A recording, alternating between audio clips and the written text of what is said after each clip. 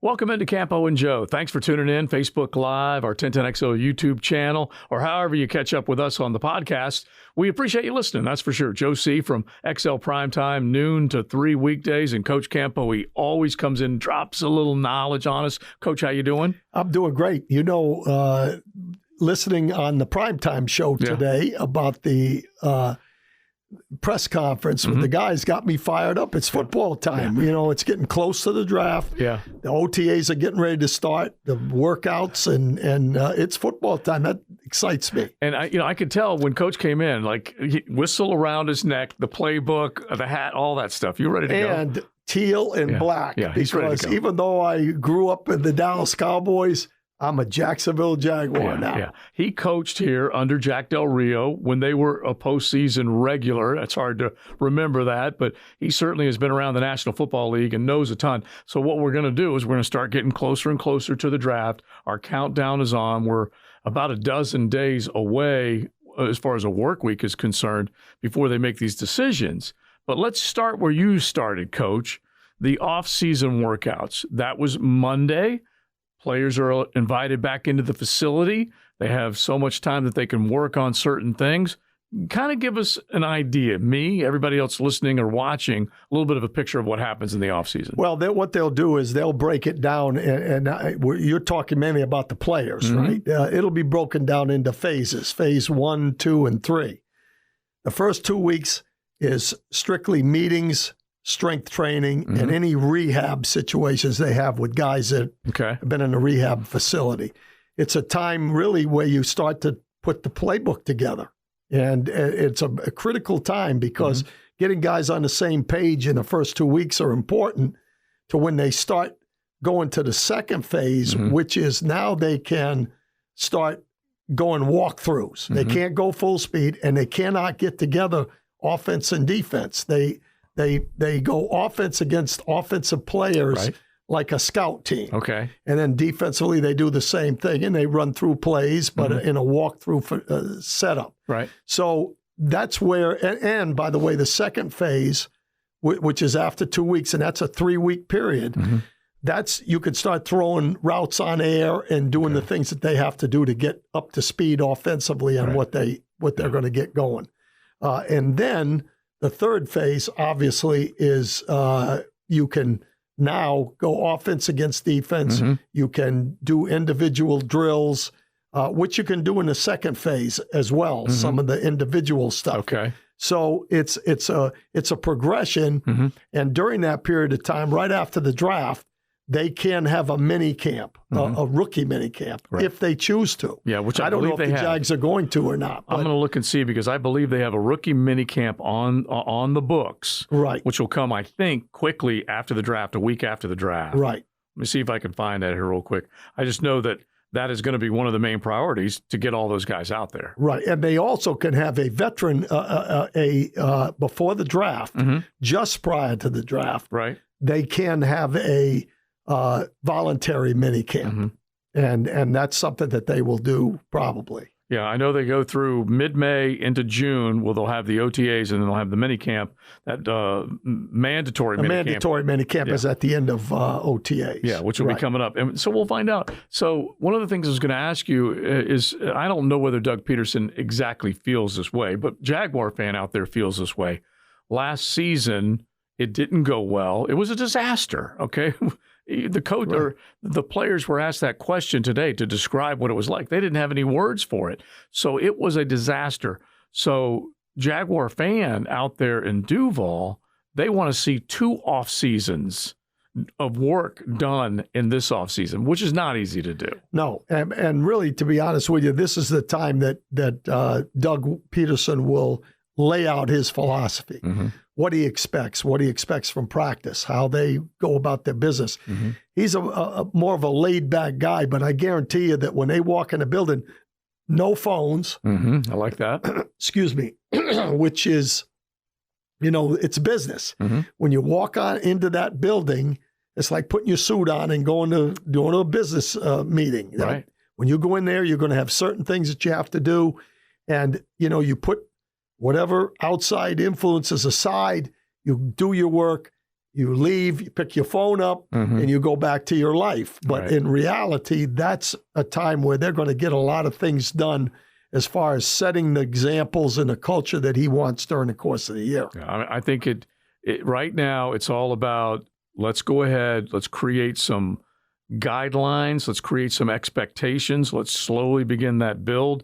I'm not going to come in over the ropes on you in the very beginning, but we are going to get some work done. It's a crescendo. Yeah. And that's why the league does it that way, with starting out slow with the strength training and this and that, and then a little bit of walkthroughs, and then up until the OTAs where they're actually going against each other with no pads on, but they're running now. Now we're going to dig in on the draft, but a couple of things that came out of this. Shaq Griffin, endless enthusiasm, endless positivity. The question was asked whether he would be willing to play inside on the slot at that cornerback position. He said he'd play anywhere, including he'd be a strength and conditioning guy. He'd go on punt team, wherever. I know that was a kind of a standard positive response that he was saying, but what did you think about that, and what do you think the Jaguars will do with those secondary players? Well, first of all, that's the attitude that you want. It's not about me, it's about we when you get to the team situation. Right. And he's willing to do whatever. I don't think that's his strength going inside, to be honest with you. I think they'll probably keep him on the outside. So, and you think he's a better zone corner than man corner? Absolutely. And once you get inside there, not only do you have to play some man, you have to play some support against the run as well. Yeah, and true. so it's really kind of more of a linebacker DB combination. And I think he'll stay outside. Right. But he'll compete. They'll all compete. Tyson Campbell and we don't know whether Darius Williams where he's best suited, but they signed him to a nice little contract. Correct. And again, he's been an outside guy too. Yeah. So, hopefully they can find the guy that can go inside and be successful at it. Trevor Lawrence spoke, but before him was Travis Etienne. And I like most of everything I heard from him. First off, he was at Augusta on Sunday. He tweeted out that he got to see Tiger in black and red. So he loved that. But he says he's around 85 to 90% as far as the Liz Frank injury. That's positive. Yeah, and I think if there was anything fortunate about the whole thing was that it happened in preseason, and he's basically got a full year to get himself ready to go. I don't have any question he'll be ready to go. When he said on that press conference that he barely feels it. If he didn't know he had a screw in there, he wouldn't even know it. And so, I think he'll be ready to go. I like the fact that he's excited, and that to me is what happens if it was a tough thing for him to sit out. He talked about how he was down a little bit until he got back with the guys. Yeah. And that's what happens with the rehab things. When you're not around your own teammates, it's hard. Yeah. And once he got back there, I think he progressed, and I think he'll be ready to go. I'm excited about him. One of the instant classics, as I described it, the quote when asked about last year, he said, if there was any year to miss, I missed a great one because it was a hot mess. Well, he didn't have to deal with a lot of the stuff that the other guys did. Yeah. And again, starting with the preseason injury, he's got time on his side to get back going, and he's talked. It sounds like he's talked to enough guys that have come through the same injury. Yeah, which is huge. Which is, that gives him the confidence that he can come back and be successful. Maurice Jones-Drew, who you were around when you were here, went through MJD. that, and that was basically the end of his career, but this one's coming at a very early stage. Right. And then the other thing is that he comes back, and he knows how valuable he can be to an offense, but he also probably feels like Trevor Lawrence, his old teammate at Clemson, needed him in the worst of ways last year and didn't have that guy. Yeah, and I think listening to Trevor talk, he kind of brought that out. Yeah. When he talked about his Clemson guys and guys that, that maybe in the next draft, this draft. Right. He seems to me, Trevor, to be the type of guy that likes the family feel. And I think Etienne sounds like the same kind of guy. I think he's excited about getting back there, and I think he knows that Doug Peterson is pretty good with role playing and putting guys in the right spots. And, I'm excited. I mean, the guy, Trevor said it. Right. His speed is different. Yeah. Oh, yeah. And when you get that playbook matched up with that skill set and talented guys, Doug Peterson's proven to us that he can move guys around. He can create little small pockets of space where they can make plays, turn up field. Philly special. Oh, my gosh. It was great. Statue-worthy. That's like Deebo Samuel. It's just a different way of doing it. Exactly. And that was just genius on his part. Absolutely. Anything else from Trevor Lawrence before we start talking about a couple of these draft choices that may have jumped out at you? Well, the thing I like about Trevor is he's very even-keeled. And I think, yet I know he wants to win. I know he's got the competitive spirit. Some of the guys said that they didn't know about that when they were picking him, but he's got the competitive spirit. Dude wants to win. He has that even keel. He likes that from Peterson as well. And I think that's going to be a good match. Yeah. And I think that showed up in that talk. Really. That's a good point that you bring that up because they are both kind of level-headed, even keel. A little emotion can take over every once in a while, but for the most part, they handle situations well. I'm really looking forward to going to some OTA practices. I talked to the people over there, and I'm going to be able to even go a little bit more this year than I did last year. I like and I'm really I've never met Doug Peterson, but from everything that I hear, I'm really looking forward to meeting him and getting a feel for who he is and looking forward to what's going on going forward here. That's awesome. All right, let's get a little bit of a breakdown because we're counting it down. This Thursday will be 2 weeks until the draft and that number one overall pick, which unfortunately the Jaguars are picking number one overall again. And we find ourselves, and I feel like it's not a broken record, Coach, but it's that debatable question, who to take number one overall, and there's no clear-cut answer. Like there was a year ago, Trevor was a no-brainer. Right. You and I didn't have this discussion. But I asked you earlier to give me some pros and cons on the linemen and the pass rushers and who's kind of rising to the top for you because we got to separate these guys. Right. Well, there are 5 guys we're talking about. Okay. We're talking about Hutchinson, Walker, and Thibodeau. Yep, all on the defensive side. For the defensive side. And you're talking about Neal and Aquanu on the offensive side. Starting with the defensive guys, Aiden Hutchinson, which is kind of the pick for the majority of presumptive people number and fans and as the number one pick. The one thing about him is I believe he comes in, number one, he's productive. I mean, obviously, he's the most productive of any of the guys on the defensive side of the ball. Right. But he comes in the first day, in my opinion, and starts. And he's about probably the most ready of any of the guys for coming in. He's going to start. He's going to play well, and he's going to help us win games next year. Day one. Okay. And he's a solid. He's got size. He's got the first step quickness. He's got all of the different things. He's got setup and long arm. He's got bull rush. He's got quick swipe. He's got setup and dip underneath. The one thing he does not have, though, is the athletic ability to bend coming around the edge. Okay. So most of his stuff is get off, get the offensive tackle to deep set, and then power or come up inside and go. And he's a relentless guy from that standpoint. You keep going on him, but let me ask you, when you say bend, if he doesn't have it or isn't good at it, does that mean that tackle can just kick him up the field? If he doesn't counter. Right. But he's got every counter move in the world.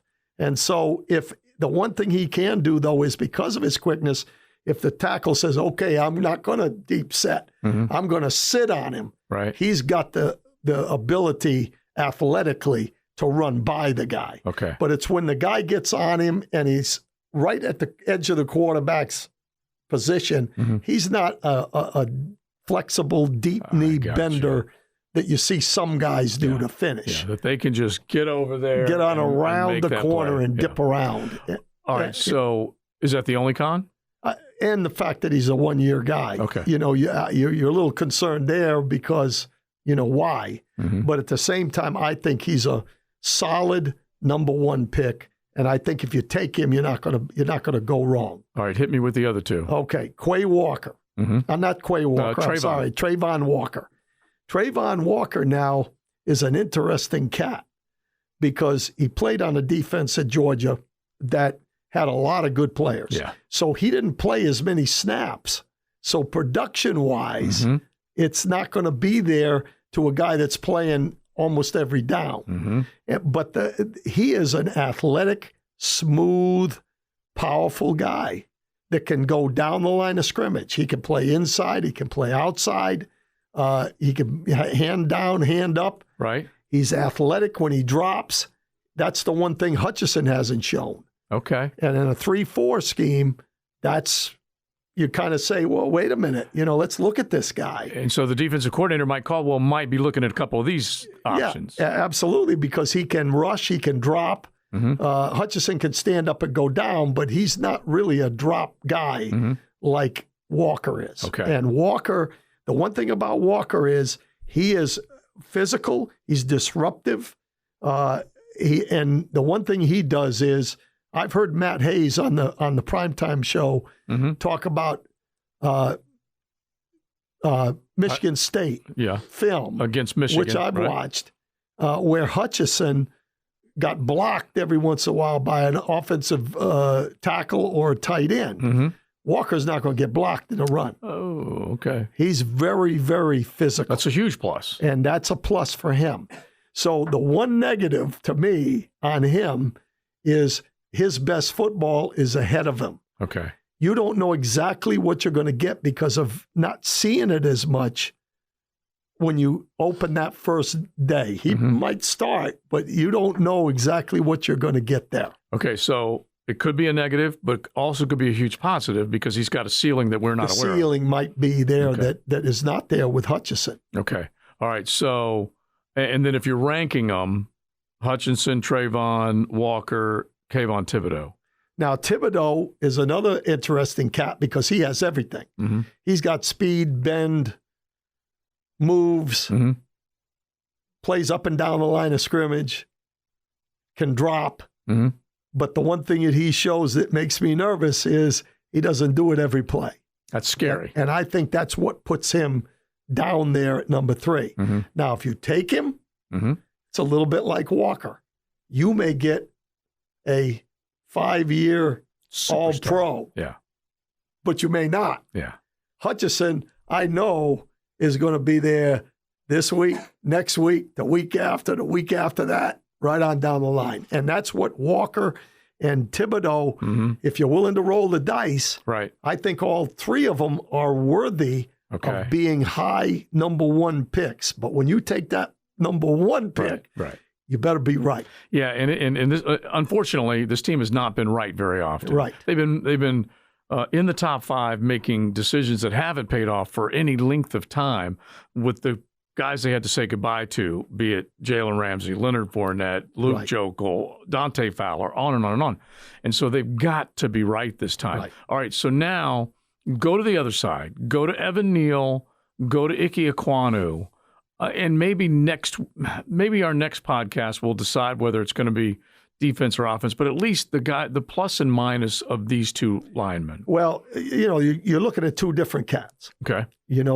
When you talk about Neal, you're talking about a 6'7", 350-pound guy that probably is a pretty good tennis player, probably a pretty good basketball player. That's saying something. He's got great feet. When you look at him, he's not built like a rock. He's lean. And like a power forward or whatever in basketball. Right.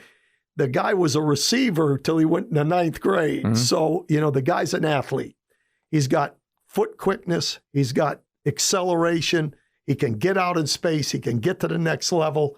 He can use his hands. He's got long arms. He's got everything you're looking for at a left tackle, which, athletically, that's pretty darn good. Heck yeah. The only negative that I see on Neal is he's too aggressive at times. He'll lunge. Those are things that you learn from from coaching, Right. and getting into that situation. But this guy, Sealand, in my mind, is a guy that you can look over there and say, hey, maybe he's a 10-year guy, and he's winning games for you. And, with Trevor Lawrence, that's an important piece. The thing that I like about that position is it's harder to find those guys than it is pass rushers, even though they're both extremely important, one of the top three probably between quarterback and those two positions. You could rank them 1, 2, 3. Easily. So, he gives you that same kind of, we picked him. I feel pretty good about that pick. Yeah. That he's solid. He's probably the cleanest of all of them. He's got good character. He comes out of Alabama with all that stuff. I love what Leon said. You can pick him and you can turn your back on him and know he's going to be okay. And and I think he will actually put on more power in a really solid weight program in the NFL, which is year round. Okay. Now, Ekwonu, that's the second coming of Leon Cersei. Okay. He's a rock. Yeah. When you look at him, he's a bull. He's built that way. He's a physical, aggressive, nasty player. And he really honestly reminds me, he reminds me of Leon, but he also reminds me of Larry Allen. Okay. Larry Allen, who's one of the greatest offensive linemen I've ever seen, started out at left tackle. Yep. And then they moved him to guard because he's a physical bull. And that's what Ekwonu is. He is not as athletic, but he is athletic enough to adjust to the second level. So he can get up to the second level, but he's not a smooth pass blocker. Okay. So to me, that's the guy that goes on the right side. So when you pick Ekwonu, you're getting, in my mind, and again, I said this on the show, I'm not an offensive line guy. I'm a DB guy. But I can tell you, you're getting, in my mind, a right tackle or a left guard. Because, the way I look at it is you're a defensive coordinator. You have made your living on the defensive side of the football. Head coach, but also a longtime defensive coordinator. You would look, if he were playing left tackle, you'd look at a way to expose him. That's what you're saying. When we had a guy at right tackle with the Cowboys back in the day by the name of Eric Williams, and until he got hurt, he was as good a right tackle as there was in the business. He did 90% of it by being nasty. Yeah. And that's what this guy is. So to me, he's a left guard, but he could be a right tackle in my mind. Okay. So when you put the two of them together, they're both guys that you would take in the top 5 or 6 picks in the draft. But it's a left tackle is more important than a right tackle. See, to me, offensive guard. Yeah, to me, you've kept 3 defensive pass rushers in the conversation, and you've eliminated 1 tackle. You've got one and only guy with that number 1 pick overall in Evan Neal. Now, here's the other part of this, and this is the part where I don't think we have the answer for this one either. It's why I keep saying you got to be better to be lucky than good. You got to be lucky when it comes to making this decision. Absolutely. But if they were to take Evan Neal and say that's a decade decision, that's how I like to look at these. That is a decade decision that they just made. Plug him in, and we'll be in 2032, and he'll still be here. But if you do that, Coach, you have not answered the bell at your pass rush problem. You haven't added to your linebacking core, and you're not going to pick again until pick number 33. And you have not necessarily answered some of the most glaring problems on this football team. Well, the one thing that everybody's talking about is you if you pick Neal, you move him to left guard until you say goodbye to decided Cam, on the other guy. You let it go. Cam Robinson move on, or you don't, or you release. Quite possible. Cam. You could take the franchise tag off of Cam Robinson before he signs it. That is possible. Correct. So that's what you're looking at. When I look at that, I'm a little nervous because in reality, I don't see very many 6'7" offensive guards. That's That's true. an issue. Yeah. That guy's got to be low and ready to take on some guys that are on him right away. Yeah. He could get stood up real fast. Yeah. Okay. And so, and then to your point, if you take the pass rusher first, now there are more options at number 33. That's how I feel. That's how I feel as well. Yeah. Because now, if there's not a linebacker there, there's a receiver there. If you take him, you're going to feel pretty good about it. Yep. If there's a linebacker there, you're going to feel pretty good about it. If there's a interior offensive lineman there, on that, which there very well could be, you might take two. You may take that offensive lineman right there, and you get two for the price of one. I'm not sure that there's a pass rusher at 33. If you took Neal, that's a great point. You feel really good about. I mean, there are some guys that that are going to be decent players, right. But that's honestly how you have to look at this: is that you have many spots to fill. You're thinking about now. You're thinking about the future. Right. All of that needs to be played into the poker hand. But who will be left at that very important position if you pass on it? Right. And that's where we're at. That's a very difficult decision, and to me, that's why everything leads towards them taking one of the pass rushers. Yeah. And I'll be honest with you, as it gets closer to the draft, the more holes that are going to be found in all of these guys. It's paralysis by analysis.